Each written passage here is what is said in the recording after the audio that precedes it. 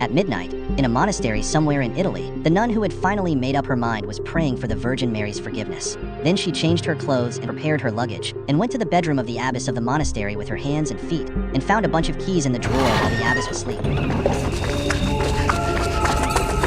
The woman wanted to escape from the monastery at night, but unfortunately, someone soon discovered her whereabouts, just as she was busy looking for the key to open the door. For mysterious nuns in black robes slowly walked towards her. The woman unlocked the door but didn't have time to open the iron chain on it, and the next second she successfully got out. Her ankle was grabbed by the other party.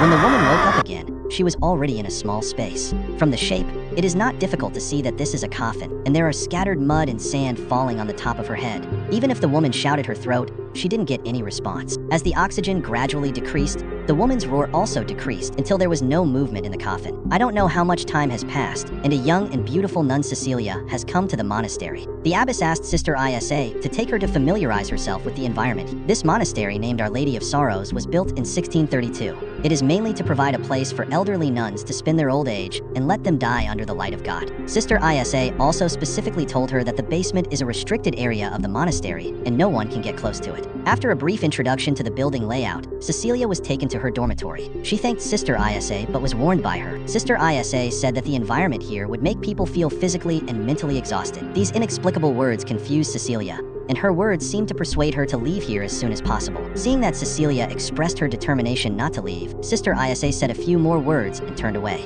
Later, when Cecilia was going to the toilet, she ran into Sister Gwen, who came over from the next room to smoke. From the conversation between the two, it was learned that most of the nuns here came from faraway regions or countries. Local nuns rarely come to this monastery, but no one knows the reason. Time soon came to the afternoon, and today was also the day when Cecilia took her vows. After taking the oath, she would become a formal nun, dedicating the purest body and soul to God. This is a link that every nun must go through. Cecilia also met Father Ted, who introduced her here. Although Cecilia could not understand the Italian spoken by the bishop, fortunately there was a priest to help translate. It did not affect the normal progress of the ceremony at all. Until the last link before the oath, Sister Isa was still staring at Cecilia with a serious face, as if she wanted to say something to him but didn't know how to start. The priest seemed to care about Cecilia's feelings very much, and always found various reasons to get close to her. From the chat between the two, we learned that the priest was a biological geneticist before, and later seemed to be called by God in the dark, and resolutely quit his job and chose the profession of priest. The reason why Cecilia chose to become a nun was because when she was a child, she was playing on the frozen river surface and accidentally stepped on the ice and fell into the freezing river water. Cecilia miraculously came back to life 7 minutes after her heart stopped beating. She thought it was God's masterpiece, so she made the decision today. Before going to bed at night, Cecilia, who was washing, suddenly heard a woman crying. She followed the sound to a secret room under the church, where she saw a nun in black lying on the ground with her body prostrated and sobbing quietly while she was constantly confessing something. Cecilia walked over carefully to check. A nun with a red veil on her face slowly turned her head. Before Cecilia could recover from the shock, the dean who suddenly appeared behind her almost scared her to death. The dean did not care about the nun lying on the ground, took out a holy object from the box under the statue of Jesus, handed it to Cecilia respectfully, and explained that this was one of the nails that nailed Jesus to the cross, and it was preserved until now because it had come into contact with Jesus' blood. Then the dean seemed to be possessed and instilled some doctrines that Cecilia did not understand very well. Jesus chose to sacrifice himself to save mankind. Now it was time to fulfill his promise and selflessly dedicate everything to God. For some reason, Cecilia suddenly felt dizzy and fainted on the ground. The next day, Cecilia came to the confessional to confess, but she didn't expect that it had just begun. Fortunately, it was just a nightmare. Before Cecilia could come to his senses, he vaguely saw a terrifying figure at the door. He carefully reached out to the head of the bed, and the moment he turned on the light, the other party disappeared strangely. The next period of time was relatively calm. Cecilia followed the old nuns to learn how to take care of the bedridden elderly, how to kill chickens, and how to cook, and became a caregiver in the nursing home. Fortunately, Sister Gwen, who was in the same group with him, had a lively personality and could get some fun in the boring work. That night, Cecilia had just laid down to sleep when he suddenly felt the breathing of a person beside him. The woman was one of the old nuns that Cecilia was taking care of. For some reason, she came to cut off a strand of her hair in the middle of the night and said to herself that Cecilia would be the saint of tomorrow and would be worshipped by everyone. Cecilia thought she was mentally ill again, so she didn't take it to heart. Cecilia sent the woman back to the ward to rest, but when he left, he was surprised to find that there was an obvious cross mark on the soles of the woman's feet, which was obviously artificial rather than natural. The next day, while taking a shower, Cecilia suddenly felt nauseous and vomited. Sister Gwen hurriedly sent him to the medical room, but for some reason the doctor wanted to test his urine. Just as Cecilia was waiting for the test results, he saw the nun covered with red gauze in the yard again. Cecilia was invited into the dean's office. Not only Father Ted and the doctor of the monastery were there, but there was also a cardinal. The whole room was filled with a depressing atmosphere. The three men looked serious and solemn, and the bishop's hand was shaking slightly as he lit a cigarette. Then the bishop asked him to repeat his oath. Cecilia didn't understand what happened and had to do it. In the next few minutes, the three people repeatedly asked Cecilia whether she had been in love before coming here, whether she had had in-depth exchanges with men, and whether she had come into contact with foreign men during her time in the monastery. Only after Cecilia gave all negative answers did everyone tell Cecilia the truth. Although her body was in a complete state, a young life was thriving in Cecilia's body. Originally, the nun's pregnancy was a shocking scandal, but everyone did not feel ashamed but became extremely excited. They believed that Cecilia's oath moved God, and the fetus in her belly was God's child. Why did he scold me, except for all the women? This news caused an uproar in the monastery, and Cecilia's status changed dramatically overnight. Just as the old nun predicted that night, she became the bride of God worshipped by everyone. Is it really just a miracle?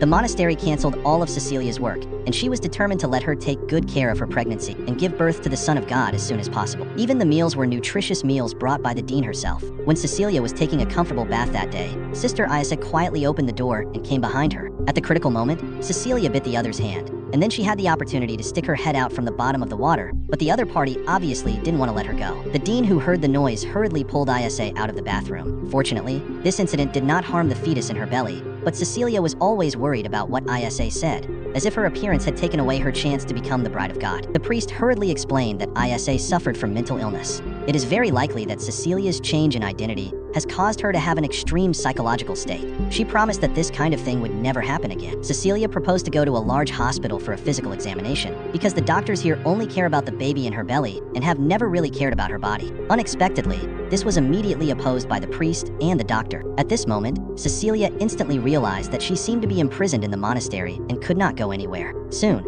another strange thing happened in the monastery. Sister Isis suddenly fell from the upstairs and died on the spot. The dean explained that she accidentally fell while working, but just a few minutes before the accident, Cecilia clearly saw two red sisters standing by the window on the top floor. Sister Gwen thought that what had happened recently was obviously not in line with common sense. So, she questioned the dean and the bishop in front of everyone. Unexpectedly, Sister Gwen was taken to a small dark room that night. Several red sisters cruelly cut off her tongue. When Cecilia returned to her room, she met the old nun again. In a remote monastery where they were almost isolated from each other, cooking nuns suddenly became pregnant. The dean not only did not punish her, but said it was God's manifestation. She was sure that the fetus in the nun's belly was God's child. But the nun herself soon found out that something was wrong. She found her own file in the dean's room. It not only contained all her life information, but also a detailed report of her genetic test. Two friends who tried to uncover the truth also died. The whole monastery seemed to be shrouded in a thick fog. Cecilia had to find a way to leave here as soon as possible. At dawn that morning, a heart-wrenching scream broke the tranquility of the early morning. It turned out that Cecilia's lower body suddenly had inexplicable bleeding. Today happened to be Sunday, and the doctor was not in the monastery. It was obvious that any further delay might endanger the fetus in her belly. The priest had no choice but to agree to take Cecilia to the nearest hospital. The dean knelt down in front of the blood-stained bed and regretted it. It was because he did not take good care of the woman that everything happened, but he soon noticed that there was a chicken feather on the floor that was particularly conspicuous. He leaned over and found a ball of bloody sheets under the bed, and inside it was a dead chicken. He instantly saw through Cecilia's plan. When the priest received the call from the dean, the woman was still trying hard to express her pain, but the moment the car stopped, he rushed out. But how could a woman who was about to give birth run faster than two normal men? Cecilia was soon caught and taken back to the monastery. This time, she was not treated as before. They tied the woman to a chair to prevent her from escaping again. The priest did not intend to continue to conceal his plan. Ordinary people might only see a rusty nail, but in the eyes of believers, it was a symbol of Jesus' suffering. But in the eyes of the priest, a biological geneticist, became a possibility of resurrecting Jesus. The priest used the blood attached to it to extract the complete genetic code. The priest used 20 years to clone countless cell tissues, but he failed repeatedly to clone a person completely. The priest's research was resisted by the Orthodox scientific community.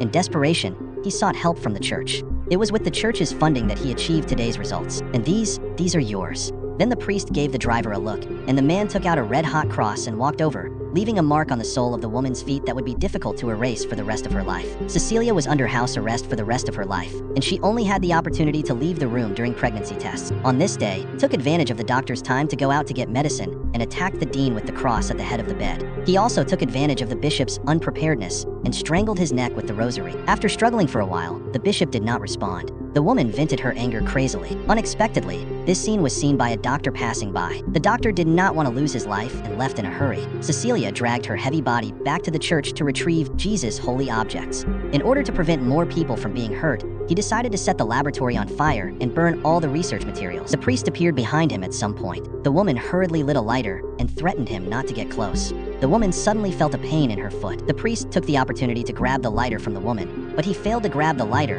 and was hit on the head by the woman. Cecilia wanted to lock the man up and let him die with the laboratory. Unexpectedly, the priest reached through the iron fence and grabbed his hair. Cecilia suddenly had an idea and ignited the alcohol that flowed out of the door. The flames quickly spread to the entire laboratory along with the alcohol. The sound of a fire extinguisher soon came from the room, and then the priest broke through the door and escaped. Before he got up, Cecilia ran deep into the basement. The monastery was built on a huge ancient building, and the basement was as complicated as a maze. But it was also because of the advantage of the terrain that the priest did not catch up in time. Cecilia wandered around in it for an unknown amount of time, and finally saw the light coming from outside at the end of a passage. The woman dragged her heavy body and finally climbed to the entrance of the cave. Until this time, the priest was still thinking about the birth of Jesus' son, took out the scalpel for the shoelaces, and was about to attack the woman. During the struggle, the woman happened to touch the iron nail that was the source of all evil. At the end of the movie, the woman finally escaped from the monastery and breathed the air of freedom, but the sudden severe pain in her abdomen indicated that the child was about to be born.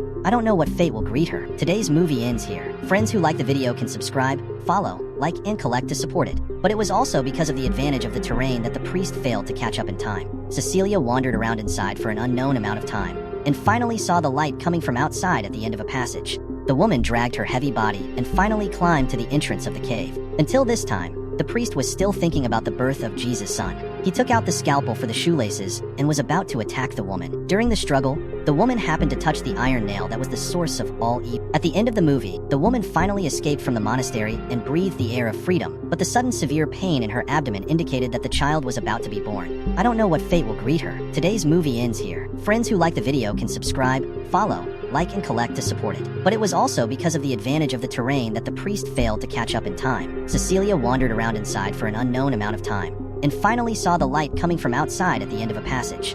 The woman dragged her heavy body and finally climbed to the entrance of the cave. Until this time, the priest was still thinking about the birth of Jesus' son. He took out the scalpel for the shoelaces and was about to attack the woman. During the struggle, the woman happened to touch the iron nail that was the source of all evil. At the end of the movie, the woman finally escaped from the monastery and breathed the air of freedom, but the sudden severe pain in her abdomen indicated that the child was about to be born. I don't know what fate will greet her. Today's movie ends here. Friends who like the video can subscribe, follow, like, and collect to support it. I am Planet Movie Eye, and we will see you in the next movie.